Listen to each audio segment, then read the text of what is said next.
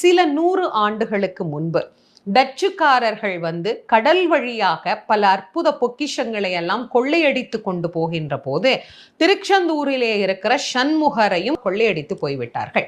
அப்படி கொள்ளையடித்து கொண்டு அவர்கள் தங்களுடைய கப்பல்ல பிரயாணம் செய்து கொண்டிருக்கிற போது சண்முகரை தூக்கிட்டு எல்லை தாண்டி போயிட முடியுமா என்ன?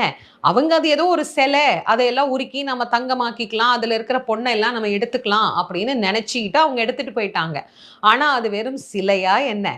அந்த கடல்ல அவங்களால ஒரு அடி கூட நகரவே முடியல.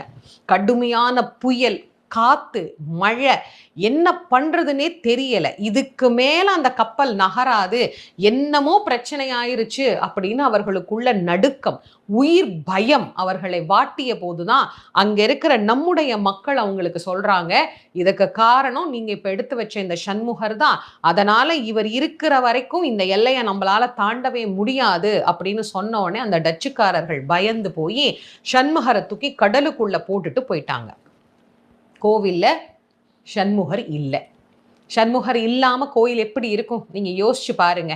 கொள்ளையடிச்சிட்டு போயிட்டாங்க, தேடி பார்க்கறாங்க, என்னென்னவோ செய்யறாங்க, ஒன்னும் வழியே இல்லை கிடைக்கிறதுக்கு.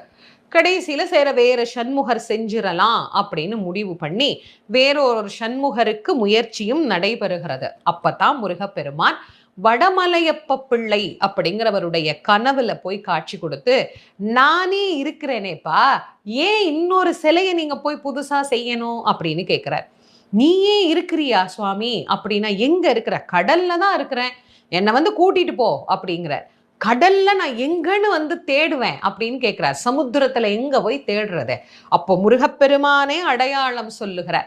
எந்த இடத்துல நான் இருக்கிறேனோ அந்த இடத்துல எலுமிச்சம் பழம் மிதக்கும், மேலே கருடன் வட்டமிடும், அந்த இடத்துல வந்து என்னை நீ தேடிப்பார், உன் கைகளில் நான் கிடைப்பேன் அப்படின்னு சொல்லி அவர் போய் கடல்ல மூழ்கி தேடி எடுத்ததுதான் இன்னைக்கு நாம வழிபடக்கூடிய சண்முகர். கடல் வரைக்கும் உலா போயிட்டு திரும்ப வந்த மூர்த்தி இந்த மூர்த்தி. நீங்க யோசிச்சு பாருங்க, நான் எங்க இருக்கேன், என் பக்தர்களை நான் பார்க்கணும், திரும்ப என்னை அழைச்சிட்டு வந்து இந்த இடத்துல வை அப்படின்னு சொல்லி தன்னுடைய இடத்திற்கு திரும்ப வந்து அமர்ந்திருக்கக்கூடிய ஒரு தெய்வம் அப்படின்னா அந்த சண்முகர் எப்பேற்பட்ட சண்முகர் அப்படின்னு நீங்க யோசிச்சு பாருங்க. சில